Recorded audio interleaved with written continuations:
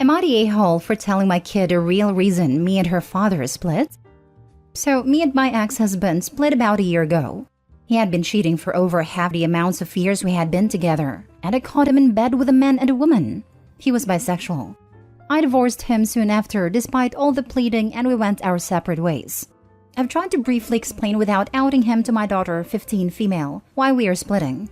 My intention was never to turn her away from her dad or make her hate him. We had originally stated that we would try to keep this as brief and shelter our daughter from this harsh time as much as possible. But lately, she has been very hateful and disrespectful towards me, and for the longest time I couldn't understand why. Until she had gotten into a fit and told me that I ruined her life, and if I just kept my legs closed, she would have still had her family back together. This shocked me. At first I was angry, but then I was confused as to where she got this information from. I'd asked her before, and she said that she wasn't going to talk to me when I was the one who ruined her life. I called her father and asked him if he knew anything about this, and if he had told anyone I was the one who screwed up. But he dismissed everything and said he had no clue where she had gotten that information from. Now I was really confused, and back to angry that she said this to me, but I chose to wait until I knew what was going on.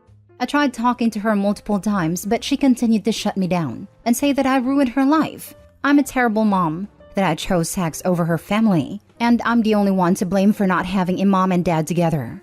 I reached out to all family and friends to see if they had said anything that would lead to this as well. Now, I'm not proud of this, but I saw a message come up on my daughter's phone and I picked at it. The message read, "I know, sweetie, just 3 more days," and it was from her dad.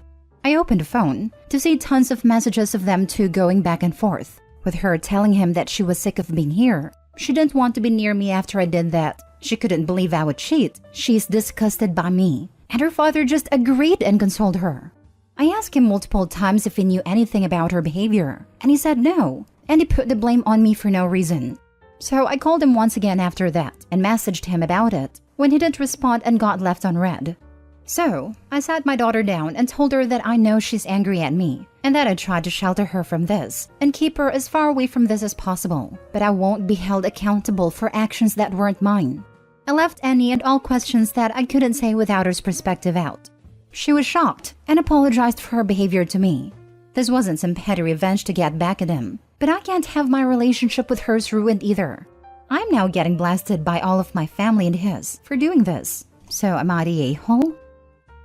Now for the top comments. Not the a-hole. And you should screenshot and keep those messages of him turning her against you. That is illegal in many places, as is parental alienation. Also, keep any messages where he admitted he was the one who cheated, and where you agreed to not discuss it with her. Next, I'd consult a lawyer in case it takes this farther. Oh man, I actually get furious when the cheaters say their partner cheated, and try to get their kids to hate the faithful parent. He's so trash he's not worth anything. Sweetie, just 3 more days. Instant vomit. My ex-husband did this, also claimed I was the dangerous one. I had planned not to tell my son anything until he was an adult or at least late teens.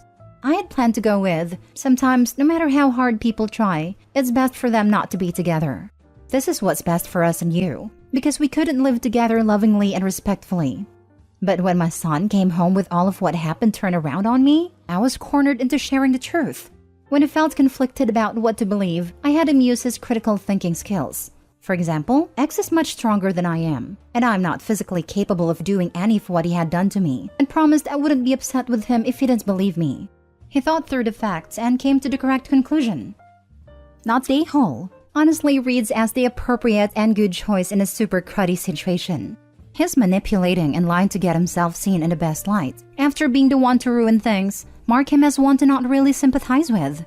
She already was no longer being sheltered from it when you explain things. And at that point, knowing what really went on is just the best position to be in. I hope the family also have the full story too. Yeah, me too. But as for the family, I'm not sure what they do or don't know. Some of it is his family too, so I can't say much to them. Are you able to talk to them about it to make sure they know what really happened? Or like draft some kind of written account of what happened on your side as neutrally but true as possible? If he is going behind your back to turn your daughter against you, it wouldn't be surprising if it extended further out. Heck, sometimes just being the first to paint a messy situation is grounds to bend it a good bit in your own favor. and people take advantage of that sometimes. I could, but that's a lot of people, and very defined and argumentative people from my experience. So I'm just trying to take whatever energy I have to argue with them about it, because I know they won't believe me, or they will have an issue with something. Do you have proof he cheated? Because you're going to need it. You're going to drag your daughter into this mess.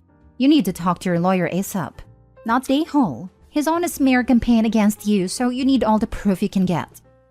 I have the messages, and proof of all the money he spent on hotel with other people that he's admitted to.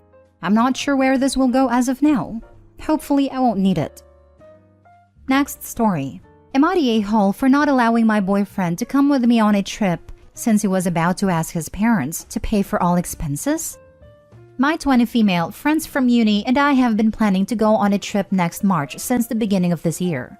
Since 2 of my friends are bringing their partners along with them, I've asked my boyfriend 19 male if he wanted to come as well, under the condition that he earned the money himself to cover his expenses, including plane tickets and accommodations, which had come to be around 5,000 Canadian dollars. I made this request months ago because I knew he was going to ask his parents for the money to cover the expenses, which they had always given him. Like when his brother asked for $3,000 for a gaming setup and when he asked for $2,000 so he could have a TV in his room. His family isn't super wealthy, but they're well-to-do, and his mom has tried to ask him to try and get a part-time job during school breaks, to which he has always said he'll try, but ended up never getting one. I grew up in a household where we often had to get by, and thus has worked/been working multiple part-time jobs since I was 16, and have been trying to urge him to get a job with his mother. A couple of days ago, he told me he wants to go on a trip with me, which shocked me, as I questioned how he was going to raise $5,000, since we still have classes and semester break doesn't start till late Feb.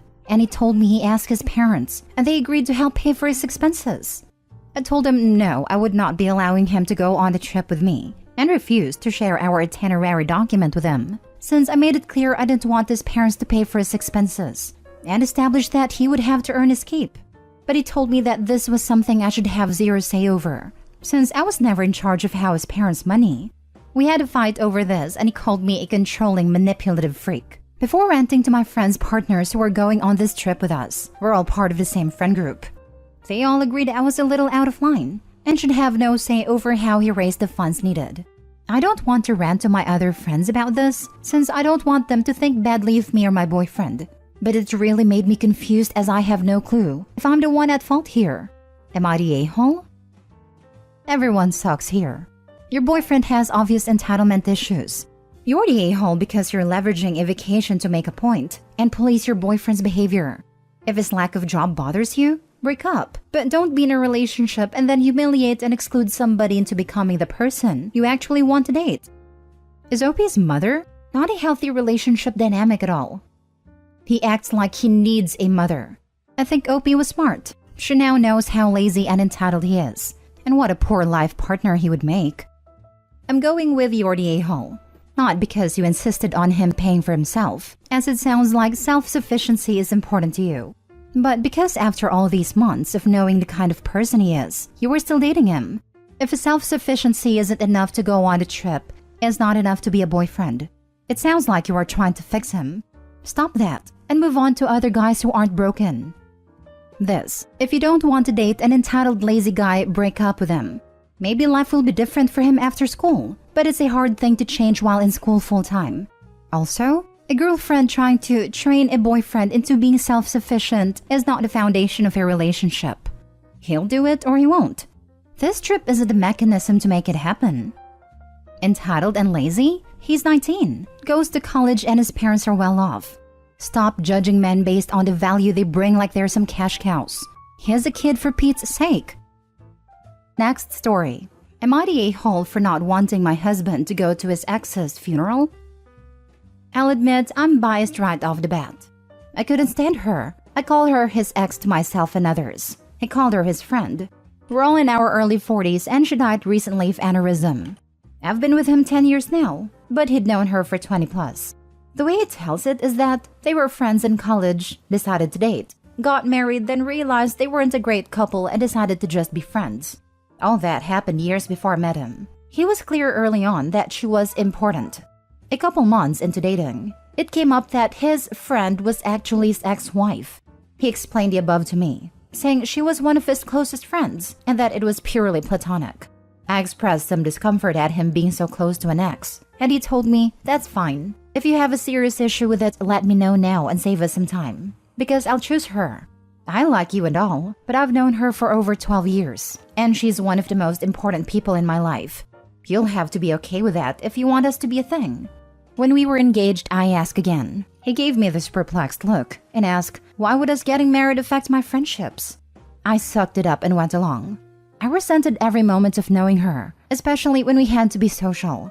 She understood some part of him I couldn't. Her husband was friends with mine as well, so it's not like I could use him as an angle.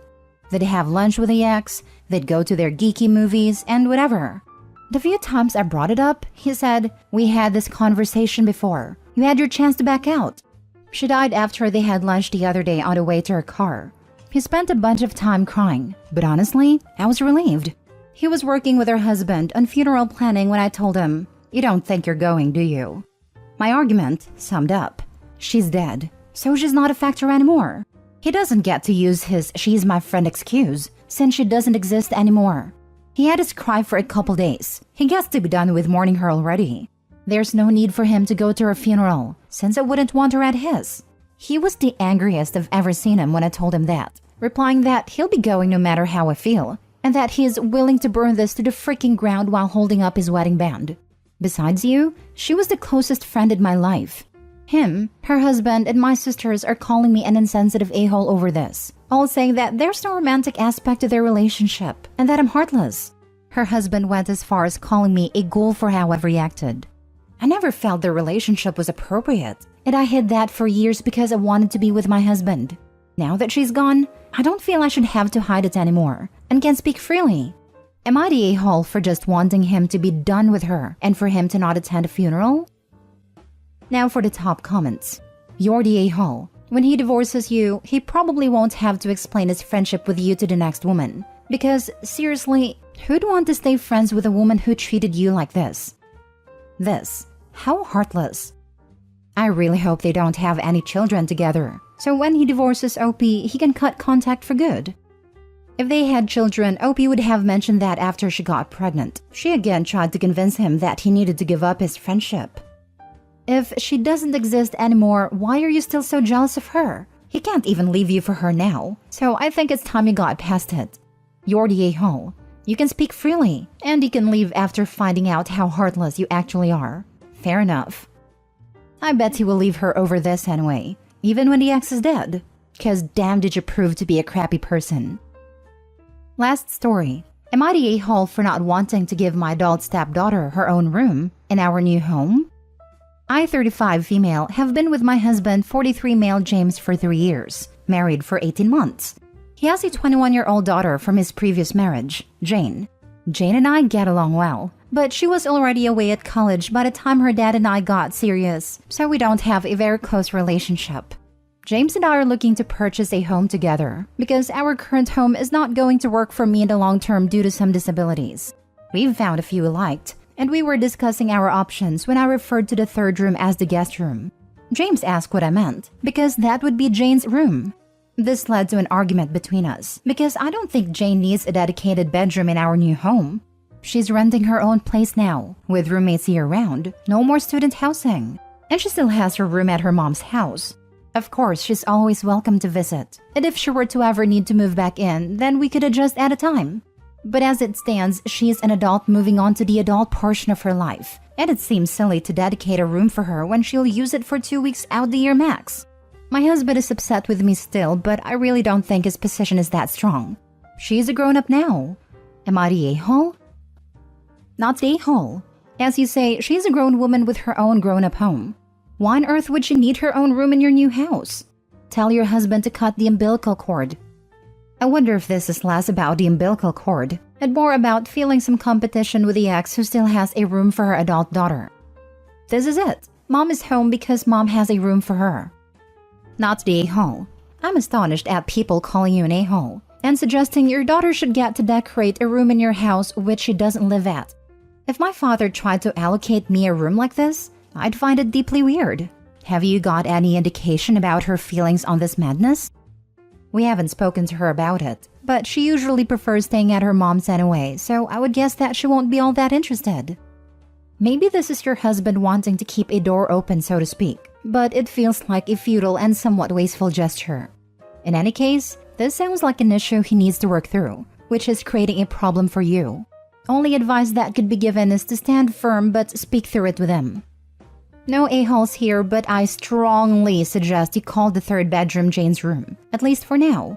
Moving into a new home is stressful enough. Your husband doesn't want to feel like he's losing his old house and his daughter, which is exactly what he's going to worry about if you start using the Jane can just stay at her mom's house logic. If Jane had her own room in the old house, then for now let her have her own room in the new house. As time goes on, when everyone settles in and your husband realizes how sporadically Jane visits, then he'll be able to accept the fact that Jane is an adult and the new house isn't her home. Not because she never had a bedroom to begin with, but because Jane grew up into a woman with her own home and her own space. If you let the process happen naturally, it'll still happen, but you won't look like the mean stepmother pushing out his daughter.